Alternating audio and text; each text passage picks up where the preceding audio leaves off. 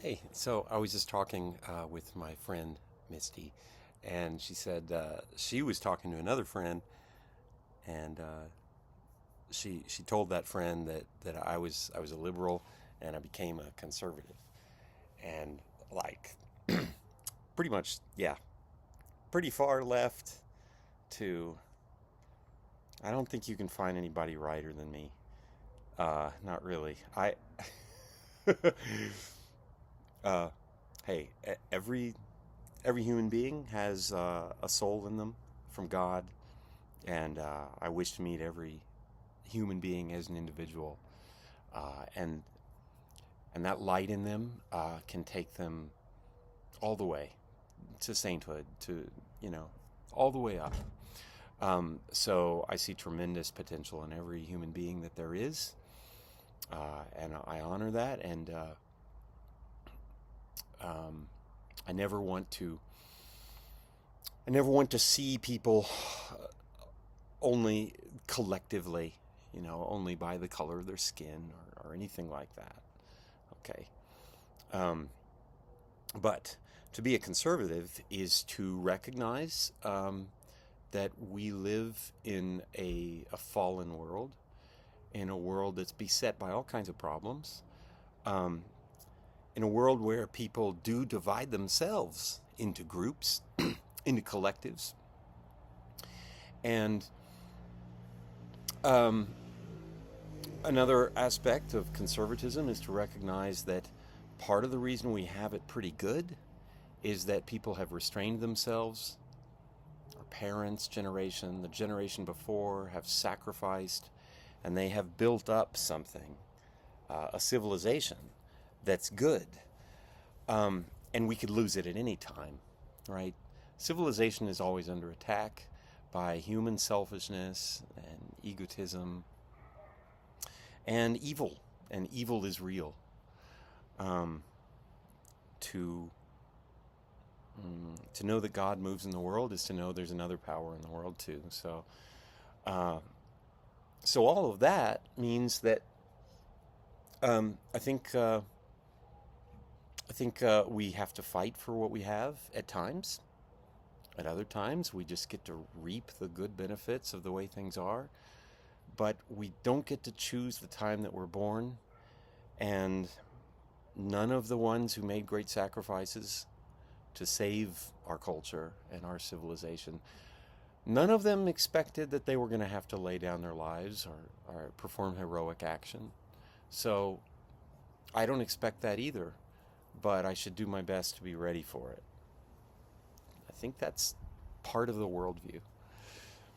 Anyway, this friend of hers said, "Hey, there's no way somebody can move all the way from one side to the other. It's just not possible. Somebody can move a little bit in their life.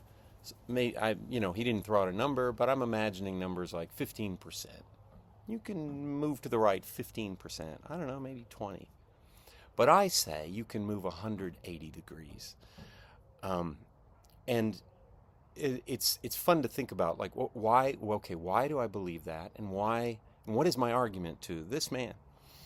Um, let's just say, right off the bat, a lot of the things that people on the left believe are lies. They're actual lies. And I'd want him to think to times in his life when he believed something. Maybe he thought he had a friend, but the friend betrayed his trust. Now that's how you get more than 15% movement.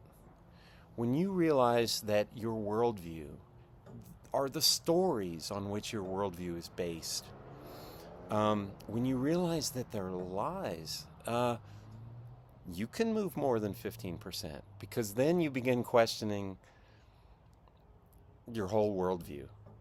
Um, when you see that it's a house of cards, um, then there's a crumbling action there, and a search for a real basis, um, that you can build a life on, and then you can move 180 degrees.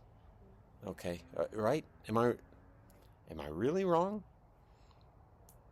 if we're just talking about you came to your liberalism by, I don't know, having some history classes, having a few experiences, and then you moved 15% back the other way because you had, I don't know, a few more experiences and you read another book and you saw a chart somewhere.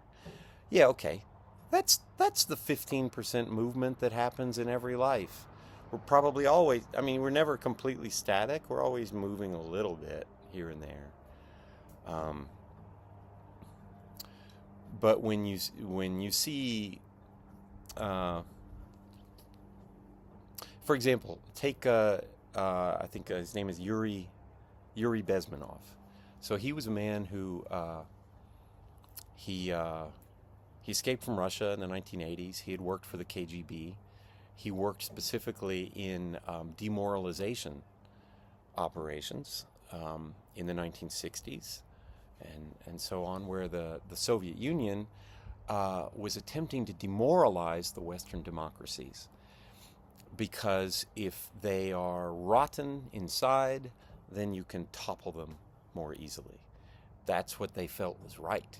They felt they needed to do that. That they felt like they had the moral high ground. So they tried to do that. Okay, so they through the 1960s they funded the bra burning, the feminism, the anti-war, um, the idea that America is an irredeemably racist state uh, in which slavery continued just under other names. All of that, it's all of one piece. It's all to create chaos, to confuse people, to get people um, to lure people in through their virtues. So, like, I may I may have grown up feeling like, hey, I'm as an American, I should be committed to justice and freedom and fairness for all, right? Now that's a virtue that my parents would have put in me. Then I go out into the world, I encounter these demoralization operations that are running all the damn time through the media, through all kinds of groups, and they can confuse me. You know, they'll show me a book like Howard Zinn's People's History of the United States. I remember seeing that in my 20s, reading a chapter or two and being outraged. Like, oh my God, you know, we're a horrible genocidal nation. You finish that book, that's what you'll think. Um, College courses that I had, they gave me the same impression. Um, they lay the seeds of the belief that there is systemic racism, for example, that there is a kind of unconscious racism and patriarchy and all of the bad things, that it's so deep in you that you can't get it out, and you should fall into despair. Okay, and then they give you a revolutionary program by which you may expunge that guilt in yourself and remake the society. Okay, so then this creates an ardent liberal, an ardent leftist, even, right? They were hooked through one of their best qualities, their sense of fairness and justice. There was a movie, The Green Mile, you know, where there was a black man. He was innocent and he was on death row, and at some point he was crying. He was talking about evil, or evil people. I think there was an evil man in there with him, and he said they he said the evil hooks you by using your love. Of course, he said it in his own way, but you know what I mean. That's the way a leftist is created, by taking good qualities, feeding them information, sealing the door to that information chamber, um, uh, and then they become angry, um, and then that anger is used by the left to destroy a society. Okay. Once you see that, or once I saw that, I recognized that I had been used in that way. I had had all kinds of uncharitable thoughts about my fellow Americans. Um, uh, it it does a lot of things. It ends up creating a world where you look down on less educated people because you just think, well, they don't know everything that I know. If they knew everything I knew, they would act as I do, but they don't. And you end up looking down on people, and you say like, oh, look, they're watching their NASCAR or they're watching their football or something, and you get an ego boost from that. You feel like, well, I don't do those things, and I have studied, and therefore I didn't ask for it, but I'm on a higher plane, right? That's how you get terms like flyover country, you know, or Trumpers, or like the former President Obama said, you know, the these benighted Americans, they cling to their guns and their God. They just don't know any better, right? This is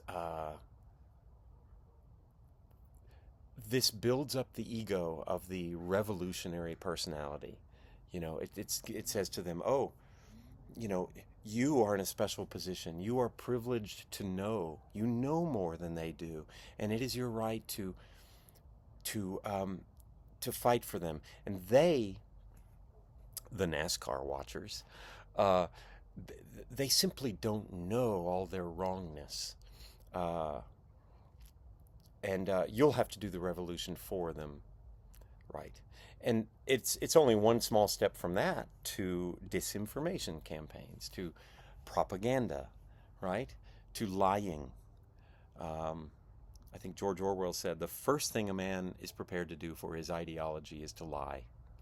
You know, lying by omission, and this is our media landscape.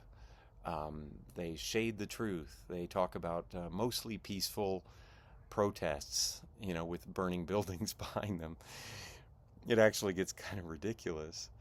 But that's where they're coming from. That's what's happening.